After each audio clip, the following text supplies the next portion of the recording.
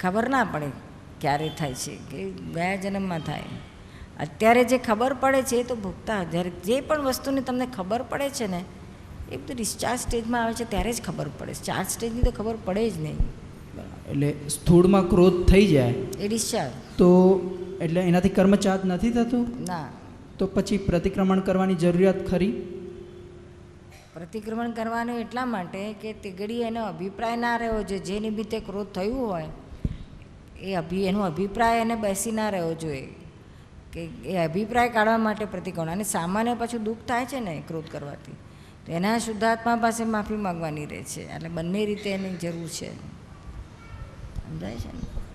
સામાની માફી ન માંગીએ આપણે તો સામો વેર બાંધે, પણ આપણે ચાર્જ નથી કર્યું તો શું આપણે નેક્સ્ટ બર્થ લેવો પડે? સપોઝ આ કારણ પેન્ડિંગ માટે રહે છે ને, આ પેન્ડિંગ રહ્યું તારું, એટલે બર્થ તો ખરો જ. પેન્ડિંગ કયા પૂરતું? વેર નવું ચાર્જ ના થયું, પણ આ ડિસ્ચાર્જ તારું ખરી ના પડ્યું પૂરું. અચ્છા, ખાલી ના થયું તો એ વળી અભિપ્રાય તારો રહ્યો જ અંદર. એટલે એ તને પાછું ફરી આ ક્રોધ કરાવશે. શેના આધારે ક્રોધ થાય છે એ કયું રૂટ અંદર, એ જ્યાં સુધી તને દેખાય નહીં ને એ જાય નહીં ત્યાં સુધી ક્રોધ રિપીટ થયા કરે. નવું ચાર્જ નથી થતું પણ પેન્ડિંગ રહે છે. પેન્ડિંગ રહે છે. તો ત્યારે આપણે કહીએ કે ભાઈ આમાં સહી નથી મારી, આ થઈ ગયું, રિપેન્ટ કરો તો ક્લિયર થાય છે. પ્રતિક્રમણ આપણું ટૂંકમાં ક્લિયર થાય છે. તો પૂજ્ય નિરૂમા,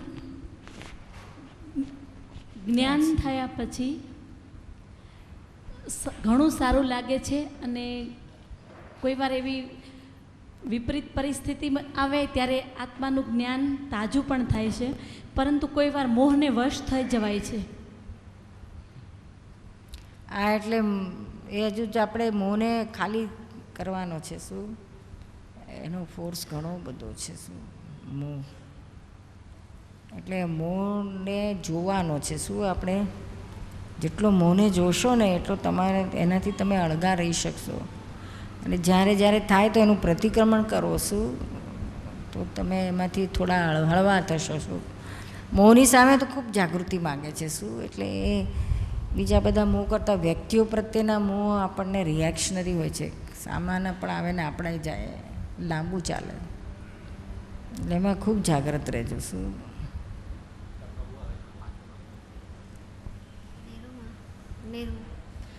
આપણને પ્રતિક્રમણ હાલતા ચાલતા ગમે ત્યારે કામ કરતાં બી આપણને પ્રતિક્રમણ કરવાનું કીધું છે, બરાબર.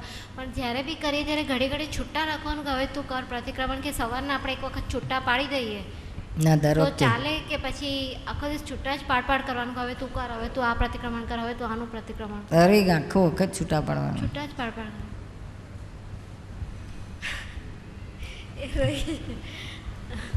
તો સારું ને, બોજા વગર થશે. પેલું તો બોજો આવે, ડિપ્રેશન આવે, ના તો હળવું ફૂલ થઈ જાય. પણ છૂટું પાડવું તે જ અડધું કામ તો ત્યાં જ પતી જાય પ્રતિક્રમણમાં. પણ છૂટું ના પાડીને તો ઘણી વખત એમને માફી મંગાઈ જાય છે, મને ક્ષમા કરજો મારી ભૂલ થઈ ગઈ, એમને હા તો એમને થઈ જાય છે પ્રતિક્રમણ. છૂટું પાડવાનું એટલે આટલું જ કે આ મને દીપિકાને ક્ષમા કરજો, દીપિકાની ભૂલ થઈ ગઈ, આ છૂટું કહેવાય. હવે તું પ્રતિક્રમણ કર ને પછી ઓલી વિધિ બોલવાની એ બધું નહીં, ના એમ જ કે તારી ભૂલ થઈ ગઈ છે. વિધિ ના હોય આખો દાડો. ઓકે. અને બોલ.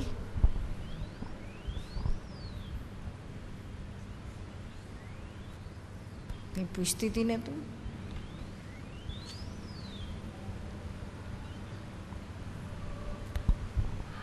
જય સચિદાન. તો એમ કહેવાનું કે રંજન માફી માગે છે કે હું પોતે માગું છું, એવી રીતે? રંજન શુદ્ધાત્મા ભૂલ કરતો નથી તો એને પ્રતિક્રમણ કરવાનું હોતું નથી. શું જે અતિક્રમણ કરે એણે પ્રતિક્રમણ કરવાનું. રંજન ભૂલ કરે તો રંજન પ્રતિક્રમણ કરે. તો પછી શું બોલવાનું, શું કઈ રીતે પ્રતિક્રમણમાં? એટલે જેનું પ્રતિક્રમણ કરે એની અંદર મન વચન કાયાથી જુદા એવા શુદ્ધાત્મા ગાયન અમારી આવું બોલાઈ ગયું, એ તમારી ભૂલ છે, માફી માગું છું, ફરી આવું નહીં કરું, બસ. રંજન માફી માગે છે? હા, એટલે રંજન જુદું પાડીને રંજન માફી માગે છે, ભૂલ થઈ ગઈ, ફરી આવું નહીં કરે. રંજન નક્કી કરે છે, એમ જુદું પાડી દેવાનું. હું શુદ્ધાત્મા છું, આ બધું રંજનને થાય છે, એવું જુદું રાખવાનું. હલો, નીરુમા, મારું નામ તૃપ્તિ છે. જય સચ્ચિદાનંદ. તૃપ્તિને નીરુમા મળ્યા તે એનો પુણ્યનો ઉદય કે એને 10 લાખ રૂપિયા મળ્યા તે એનો પુણ્યનો ઉદય? તને શું લાગે છે? મને તો નીરુમા મળ્યા એના. બસ તો પછી 10 લાખ રૂપિયા શું 10 કરોડ રૂપિયા કે 10 અબજ રૂપિયા આવે ને જતા રહેશું. અને રૂમા મળ્યા એનું જ્ઞાન થોડી જતું રહેવાનું છે, તો મોક્ષે લઈ જશે ઠેઠ. એટલે તૃપ્તિનો ઉદય થયો તો એમને નીરુમા મળ્યા. એ જબરજસ્ત પુણ્યનું બંધી પુણ્યનો ઉદય થયો ત્યારે આ ભેગું થયું. શું? જય સચ્ચિદાનંદ.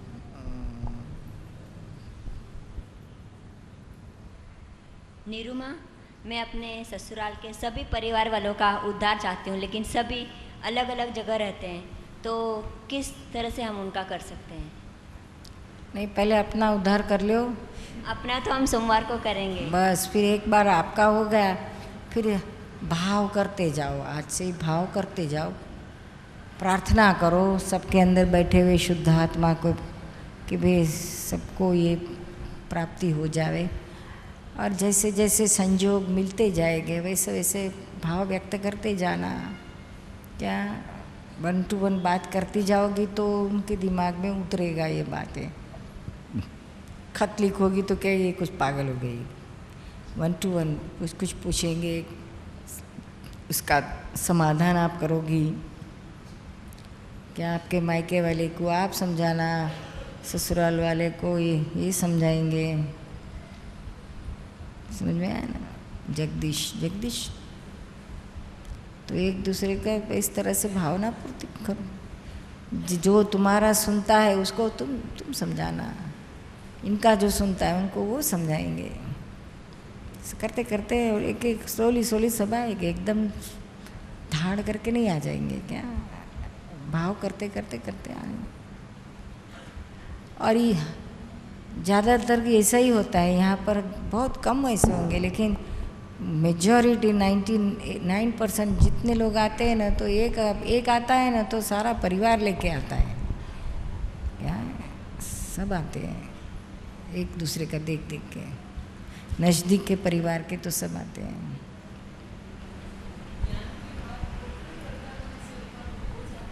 व्यवस्थित करता है, ये ज्ञान रह जाता है. સ્પીકિંગ ટ્રીમાં 10% આવે છે 10% ને 90%. 10% એકચ્યુઅલી જે વસ્તુ બને છે તે, અને 90% જે રિએક્શન આપણે આપીએ છીએ ને એને કારણે થાય છે.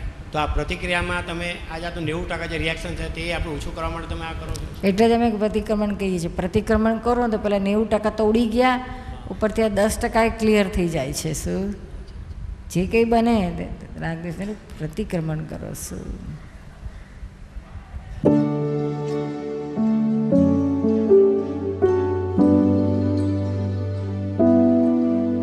જ્યારથી મારી પાસે ફોન આવ્યો છે, I feel like I have destroyed my inner self. એટલે મારી સિન્સિયરિટી ઓછી થઈ ગઈ. હું નાની નાની વાતમાં એન્ગ્ઝિયસ થઈ જાઉં, ડિપ્રેસ થઈ જાઉં. મારા ગ્રેડ્સ ઓછા થઈ ગયા. પછી મારું કોન્સન્ટ્રેશન પાવર લો થઈ ગયો હોય એવું લાગે. મમ્મી પપ્પા સાથે ક્લેશ થઈ જાય નાની નાની વાતમાં. અને ઓવરઓલ લાઈક બધી જે મોરલ વેલ્યુઝ હોય ને ઇનર, એ બધી બ્રેક થતી હોય ને, બ્રેક થઈ ગઈ હોય ને એવું લાગે. તો એનું શું કરું? ફોનમાં શું કામ કરીએ આપણે? ફોનમાં તો ટાઈમ વેસ્ટ જ થાય. લાઈક આપણે કોની બેનપણીઓ સાથે વાતો કરવાની. હા, એવું બધું. ધીમેથી ફોનને આપણે મમ્મીને આપી દેવાનો. મારે કંઈ મહત્વનું કામ હોય તો મને આપજે, નહીં તો હમણાં રહેવા દે તારી પાસે. પણ પૂજ્યશ્રી પછી કેવું થાય કે મારો આમ નિશ્ચય એકદમ દ્રઢ નો રહે. આમ લાઈક ડગી પણ ધીમે ધીમે આપણે જોવાનું કે આ કેટલી મોટી ખોટ ગઈ છે આપણને. હવે જિંદગીમાં આ બાજુ જવું નથી. મારે આ ટાઈમ બગાડવા જ નથી. આટલું મનુષ્યપણું વેડફી નાખ્યું. ભણવાનું ખલાસ થઈ ગઈ શક્તિ, કોન્ફિડન્સ પાવર ખલાસ થઈ જાય, એડજસ્ટમેન્ટ લેવાની શક્તિ તૂટી જાય, જરાક નાના પ્રોબ્લેમ આવે તો ડિપ્રેસ. કારણ શું છે કે જેટલું મોહ, આની પાછળ વિજ્ઞાન શું કામ કરે છે, એટલું ભૌતિક સુખમાં આગળ વધ્યા અને તે જડ સાથે આગળ વધ્યા. જડ તત્વ, જડ મશીનરી સાથે મજા કરવા ગયા, લાભ મજા કરી. એટલે જીવતા માણસ સાથે એડજસ્ટમેન્ટ લેવાની શક્તિ તૂટતી જાય, કોમન સેન્સ તૂટતી જાય. અને પેલા મમ્મી કહેશે આટલું બેટા કરી આપ, જલ્દી કરી આપ. જલ્દી શબ્દ આવે ને તો ગભરામણ થાય, નહીં કરું તો નહીં થશે તો. અને પેલું ટીવીમાં મોબાઈલમાં ગેમો રમ્યા કરીએ, બીજું વોટ્સએપ કર્યા કરીએ, બેનપણી સાથે ગપ્પા માર્યા કરીએ, મજા આવી જાય. પણ આમાં જીવતા માણસ સાથે કામ કરવામાં ડિસ્ટર્બન્સ થઈ જાય. એટલે ધીમે ધીમે આપણે ઘટાડતા જાઓ મોબાઈલનો યુઝ. જરૂરિયાત હોય અને સોશિયલ મીડિયા બધું બંધ કરી દો થોડા વખત. પરીક્ષા મારે સરસ આપવી છે, મમ્મી સાથે ખૂબ એડજસ્ટમેન્ટ લેવા માંડો, ઘરમાં કામ થોડા કરવા માંડો, જીવતા માણસ સાથે એડજસ્ટમેન્ટ લેવા માંડો. તો નહીં તો આ બધું ડિપ્રેશન તરફ લઈ જાય. આ મોહ એવો છે ને, આના ગેમ્સ ને ટીવી ને મૂવી ને ઇન્ટરનેટ ને બધું મજા કર્યા કરીએ ને પછી જીવતા માણસ સાથે વ્યવહાર કરવાની શક્તિ તૂટે એટલે પછી અસરોમાં આવી જઈએ, ડિપ્રેશન ને ભોગવટા ને પછી એકલા રહેવાનું ગમે, કામ કરવાનું ગમે જ નહીં. પછી ગોળીઓ ખાવી, એ ખાવી છે આપણે ગોળીઓ ડિપ્રેશનને? ના. તો આપણે આ ડિસ્કનેક્ટ થઈ જાઓ. ફોન બગડી જાય તો 4 દાડા ચલાવો કે ના ચલાવો? હા. એવું તો ચલાવો, મમ્મીને આપી દેવાનું, મમ્મી તું રાખજે, કોઈક મહત્ત્વનું આવે તો મને આપજે, નહીં તો મારે નથી કરવું. હમણાં 15 દાડાનો પ્રયોગ કરી જો કે મારે આ ફેરફાર થાય છે તો આપણી શક્તિ વધે ને આપણું કોન્સન્ટ્રેશન પાવર, એકાગ્રતા ભણવામાં અને ઘરના કામોમાં અને પોતાની ગોઠવણી એડજસ્ટમેન્ટ લેવામાં બધું શક્તિ વધશે, અનુભવ થશે તમને.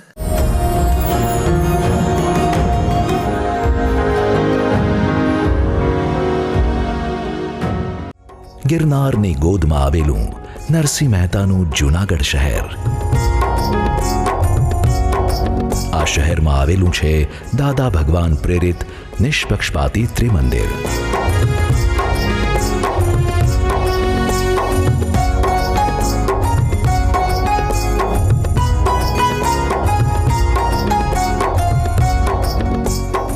મંદિરમાં પગ મૂકતા જ કંઈક અલગ જ વાઇબ્રેશનનો અનુભવ થાય છે.